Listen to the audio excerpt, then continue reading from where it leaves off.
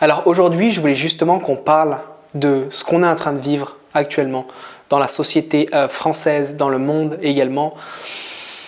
C'est quelque chose qui est particulier, qui peut être très difficile, qui est émotionnellement intense, qui est professionnellement et socialement challengeant pour beaucoup de personnes, pour nous tous, toi, moi, ta famille, qui peut diviser beaucoup les familles, qui peut créer des situations assez cocasses, assez difficiles et assez parfois qui crée beaucoup de colère, beaucoup de frustration, beaucoup de remise en question également.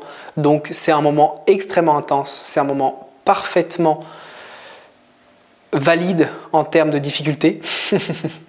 Et tu vas voir, derrière ces difficultés, il y a beaucoup d'opportunités de croissance, il y a beaucoup d'opportunités de s'élever spirituellement. Quand je dis s'élever, encore une fois, ça ne veut pas dire partir là-haut, mais ça veut dire aller à l'intérieur et élever ses vibrations.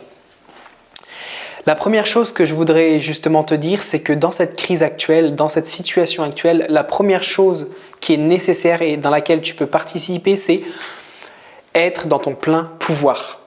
Qu'est-ce que j'entends par être dans ton plein pouvoir? C'est-à-dire, émotionnellement, on a besoin de toi pleinement centré, pleinement aligné, pleinement dans ton pouvoir. C'est-à-dire revenir à l'intérieur de toi, ne pas te laisser perturber par les informations, ne pas te laisser embarquer par des vagues émotionnelles qui peuvent être parfois difficiles parce qu'en effet, il y a des choses extérieures qui remettent en question ta situation actuelle, mais on a besoin de toi dans le sens que si maintenant tu pars à droite, si tu pars à gauche, si tu t'excites, si tu t'emballes, si tu rentres dans la colère, dans la peur, absolument, tu vas faire des choix et tu vas dire des choses qui ne sont pas réellement alignées avec ton être profond. Donc, je t'invite à prendre beaucoup de recul à chaque information. Ça ne veut pas dire qu'il ne faut pas passer à l'action, et on va le voir dans la suite. Mais première chose à faire, c'est vraiment prendre beaucoup de recul.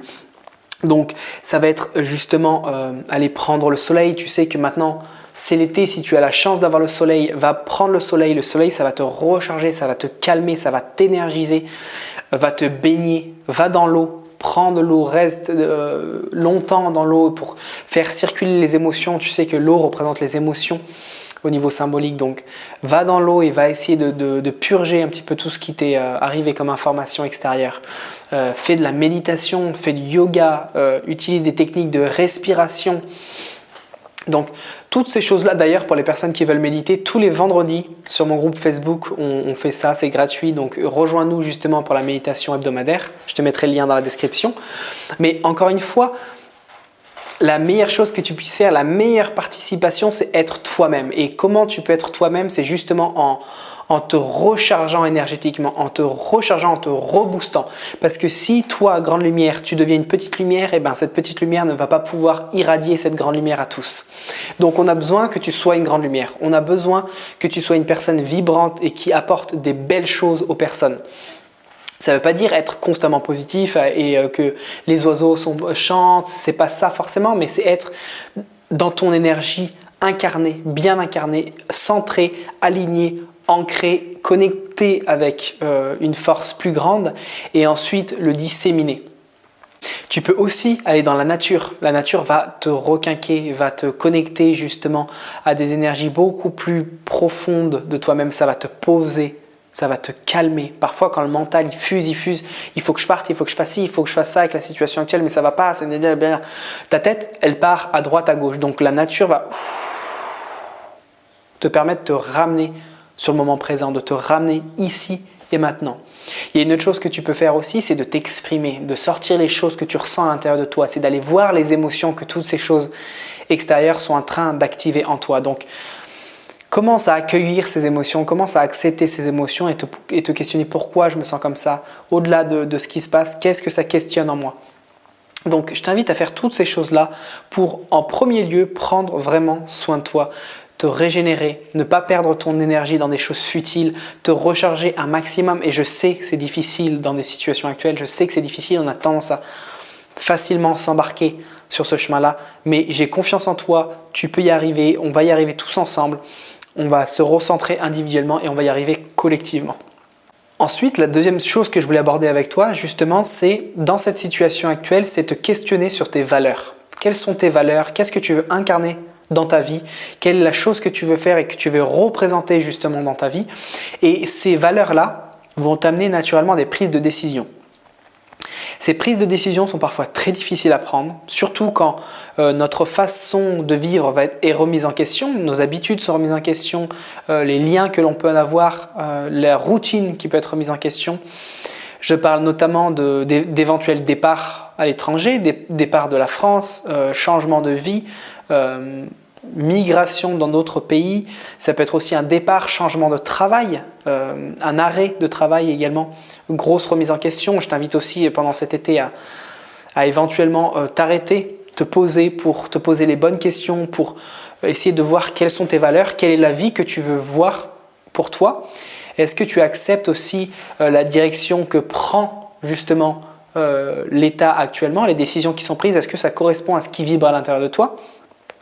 Et tu vas voir que justement le fait de questionner par rapport à ce que tu veux pour ta vie, est-ce que tu veux une vie robotisée, basée sur la technologie où on devient des robots, ou est-ce que tu veux une vie beaucoup plus basée sur le cœur, beaucoup plus basée sur les échanges, beaucoup plus basée sur l'amour, sur le troc, les échanges, j'ai déjà dit, mais toutes ces choses-là, donc beaucoup plus portées sur l'humain en soi, sur le naturel, sur les soins alternatifs. Donc à toi, encore une fois, de peser le pour et le contre. Qu'est-ce que je veux vraiment dans ma vie? Et à partir de cette conclusion, comme je te le disais, prendre des décisions. Ces décisions ont besoin d'être fermes. On a besoin de s'affirmer. On a besoin de prendre une décision qui soit vraiment alignée avec ce que ton âme te demande à l'intérieur de toi. Et tu le sais, parce que si tu t'écoutes un minimum, si tu t'écoutes un petit peu ce que tu veux vraiment, avec lequel non, ça je suis pas d'accord avec ça, et ça oui, c'est ça que je veux, et ben fonce vers ça. Encore une fois, ça ne veut pas dire de prendre des décisions précipitées. Prends du temps, au contraire, prends du recul, essaye de sentir ce que tu veux et à partir de là, d'un espace beaucoup plus aligné, prends des décisions. À partir de ça, tu as aussi l'autre option et comment tu peux participer au niveau collectif, c'est que la première chose, c'est, comme je te l'ai dit, déjà prendre des décisions, fais l'étude de tes valeurs.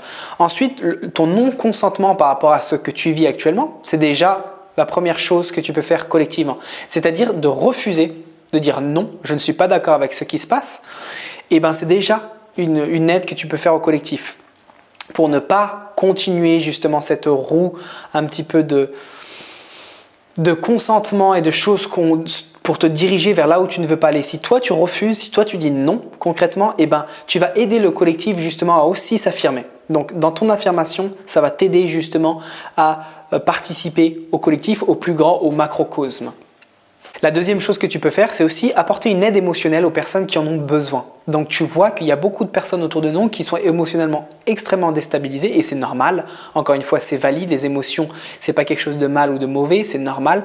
Mais si tu sens et que tu as déjà fait les points qu'on a vus précédemment, c'est-à-dire te recharger, aller dans la nature, prendre soin de toi, et ben apporte justement les choses que tu as accumulées avec cette nature, ces pratiques, et essaye de le transférer sur ces personnes-là énergétiquement.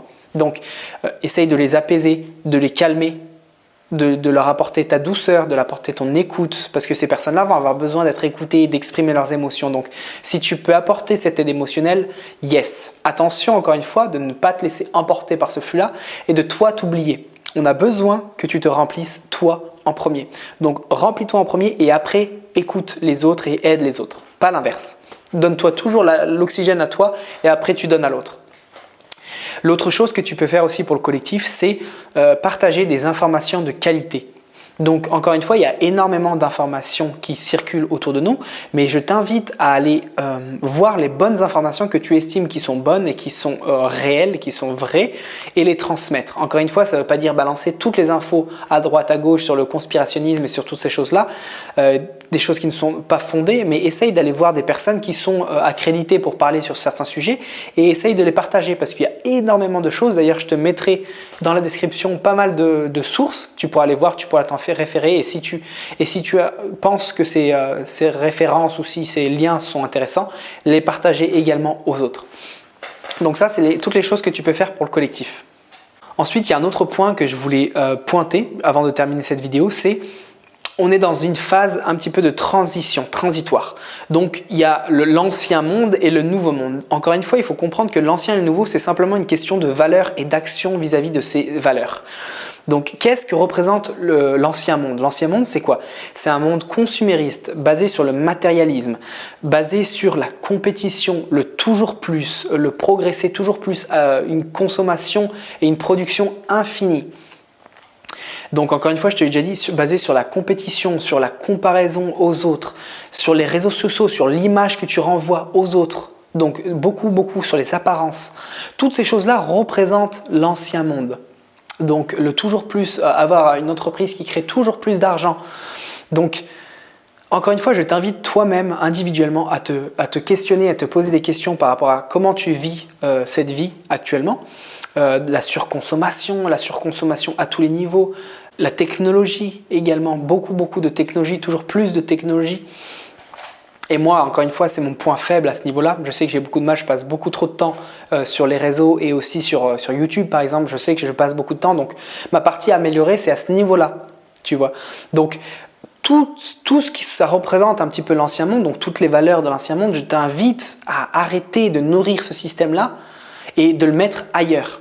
Donc, je t'invite à te dépouiller, c'est-à-dire jeter toutes les choses dont tu n'as plus besoin ou les donner à des associations. Donc, jette tout ce dont tu n'as plus besoin ou donne tout ce dont tu n'as plus besoin. Fais le tri de ta maison, donne toutes ces choses-là. Je t'invite aussi à penser, essayer d'étudier un petit peu ta façon de penser par rapport à cette vie-là. Qu'est-ce que j'ai vraiment besoin dans cette vie-là? Est-ce que tout ce que je veux acheter, est-ce que tout ce que je veux consommer est vraiment nécessaire? Est-ce que ça me remplit de l'intérieur? Est-ce que ça nourrit mon âme? Et ces choses-là, encore une fois, je t'invite à déconsommer. C'est-à-dire que tes systèmes de consommation, je t'invite à les revoir et essayer de voir qu'est-ce qui t'inspire et qu'est-ce que tu aspires dans ta vie. Donc encore une fois, moins consommer, être beaucoup plus dans la compassion vis-à-vis des autres, donc lâcher la compétition et à vouloir toujours plus. Ce principe de toujours plus, c'est simplement pour nourrir l'ego, parce que l'ego, il a besoin de choses extérieures pour se sentir nourri, alors que ton âme, intérieurement, profondément, n'a besoin de rien. A besoin simplement de choses essentielles comme la nature, l'amour, la douceur. Ça ne veut pas dire qu'il faut renier le matériel, bien au contraire, le matériel est nécessaire, mais dans une certaine mesure. Tout est question de mesure, encore une fois. Donc, faire attention, ne pas te laisser prendre par cette vague de consommation, cette vague de peur, cette vague de compétition. Les réseaux sociaux, généralement, génèrent la compétition. Quand tu vas sur Instagram, quand tu vas sur Facebook, tu te compares beaucoup. Donc, reviens à toi. Reviens énormément à toi et fais des choses qui te font des biens. Donc, je t'invite à te dépouiller dans tous les sens. Moins manger, moins boire, moins aller au restaurant, moins consommer des produits qui ne sont pas vraiment nécessaires. Commencer à créer par toi-même, fabriquer par toi-même. Aller dans la nature. Si tu commences à mieux manger, tu auras besoin de moins de médicaments, c'est logique. Donc, mieux te nourrir, meilleure qualité, moins en quantité. Toutes ces choses-là sont très importantes justement pour abandonner l'ancien système. Et maintenant, on va voir justement comment créer le nouveau. Selon moi, le nouveau, qu'est-ce que c'est? Ce sont les communautés, ce sont les soins alternatifs, ce sont le partage en général. Donc quand je parle de communauté, c'est se regrouper plutôt que d'être dans l'individualisme. C'est être ensemble, main dans la main et s'aider avec des informations, avec des coups de pouce éventuellement financiers, des coups de pouce au niveau des terrains. Si tu as des terrains, les mettre à disposition de certaines personnes. Ça veut dire créer justement des systèmes alternatifs résilients, beaucoup plus autonomes dans la nature, partir dans des endroits qui sont un peu plus reculés. Qui ne dépendent moins du système, parce que tu sais très bien que le système actuel est énormément basé sur la technologie et du coup on est naturellement beaucoup plus dépendant du système. Donc je t'invite à partir dans les campagnes si tu as la possibilité. Encore une fois, ce n'est pas un cri d'alerte, c'est si tu as la possibilité de changer de manière de vivre, dans des écolieux, dans des éco-habitats. Encore une fois, je te mettrai toutes les informations en dessous. Si tu as la capacité, génial. Le nouveau monde n'est pas basé que sur le fait de partir à l'étranger ou de partir dans les campagnes, c'est surtout basé sur des valeurs. Des valeurs justement, comme je te le disais, de partage, de non-compétition, donc plus de coopération, de recyclage également. Aussi un aspect beaucoup plus spirituel, donc apporter beaucoup plus de spiritualité à la vie actuelle, parce qu'une vie sans spiritualité et sans connexion avec le plus grand, sans connexion avec cette énergie que l'on ne avec laquelle on n'est pas forcément familière, et ben ça a moins de sens. Ça ne veut pas dire qu'il faut s'en remettre à Dieu et prier Dieu, c'est pas ça. C'est vraiment rentrer dans cet aspect de pourquoi suis-je là ? Quelle est ma vraie mission ? Encore une fois, une mission, c'est pas quelque chose de fixe et ma mission de vie, c'est être thérapeute. Ma mission de vie, c'est beaucoup plus rentrer dans un aspect de qu'est-ce que je peux me donner à moi-même et qu'est-ce que je peux donner à l'autre. Et en faisant ça, en donnant plus de ton temps, en donnant plus de ton cœur pour aider les autres, tu aides l'humanité justement à ton niveau. Encore une fois, ça ne demande pas de faire des choses gigantesques, mais au quotidien, tu peux aider les personnes à ce niveau-là. Si tu veux faire des vidéos, si tu veux faire des podcasts, si tu veux faire des choses qui aident vraiment le collectif, vas-y, fonce. Mais le nouveau monde pour moi, c'est simplement maintenant et aspirer à quelque chose de beaucoup plus simple. Rentrer dans la simplicité, dans la modestie, dans l'humilité, rentrer dans le partage, dans le cœur, dans l'écoute, dans la guérison des traumatismes de l'enfance, la guérison des peurs. Encore une fois, je te parlais des traumatismes tout à l'heure. Ces traumatismes créent des personnes qui sont malades. Donc, plus on rentre dans une alimentation qui est saine, la guérison justement des traumatismes à travers l'écoute, à travers l'expression, à travers la compréhension psychologique des humains, toutes ces choses-là sont nécessaires à la croissance humaine. Donc, ce qu'on veut en s'incarnant sur cette terre, c'est pas avoir plus de choses. C'est au contraire laisser le plus de choses, de croyances limitantes, de pensées négatives. C'est laisser tout ça et commencer à construire petit à petit le nouveau. Donc, encore une fois, c'est un processus, ça demande du temps, ça demande de l'amour, ça demande parfois de l'argent pour créer ces choses-là. Donc, je t'invite, encore une fois, en commentaire, tu verras dans la description, il y a plein de liens à partager ces informations, à te regrouper avec des personnes que tu aimes, à regrouper ta tribu, regrouper les personnes qui pensent comme toi, qui vibrent comme toi, qui mangent comme toi. Toutes ces personnes-là vont faire partie de ton socle de vie, de ce qui vient par la suite, encore une fois. Pour moi, dans ma vision de ce qui vient par la suite, c'est quelque chose qui est prévu depuis des dizaines d'années. Encore une fois, qui va être très difficile. On est rentré dans le tunnel, il y a de la lumière au fond, reste ta vision portée sur la lumière. On va vivre des choses très difficiles à tous les niveaux, mais au-delà de ça, vois toujours la lumière derrière, vois toujours l'espoir qui va te guider. Cet espoir, cette force de vie qui va pouvoir te guider. Et il y a plein de choses qui sont en train de se mettre en place actuellement. Il y a plein d'alternatives qui sont en train de se créer parce que lorsque quelque chose force à droite, eh bien, il y a quelque chose qui se libère à gauche. Donc, encore une fois, garde bien la foi, garde bien confiance, remplis-toi d'espoir parce qu'il y a plein de choses magnifiques qui sont en train de se créer. Certes, il y a des choses très difficiles et ça ne veut pas dire qu'il faut dire amen à ça. Non, il faut résister, il faut lutter avec force, détermination et choix, clairement. Donc la spiritualité, c'est pas shanti, c'est génial. Non, la spiritualité, c'est être ferme dans ses décisions, lutter pour les valeurs qui sont contre l'humain. Donc lutter avec fermeté et cœur, mais en même temps créer en parallèle les choses nouvelles que tu veux voir émerger dans ta vie et dans la société de demain. Donc, je t'aime, Grande Lumière. N'hésite pas à partager pour les personnes qui ont envie d'investir, les personnes qui sont investisseurs. N'hésite pas à me contacter. J'ai plein de choses que l'on peut créer ensemble. Pour les personnes qui veulent donner de leurs pattes, on peut faire plein de choses. Encore une fois, ça dépend de toi, ça dépend de nous. Ensemble, déjà, dire non fermement. Arrêter d'être manipulé par la peur. Arrêter d'être manipulé par des informations qui sont fausses. On avance ensemble, Grande Lumière. Rien n'est fini, c'est que le début du grand chemin de la transformation. À bientôt.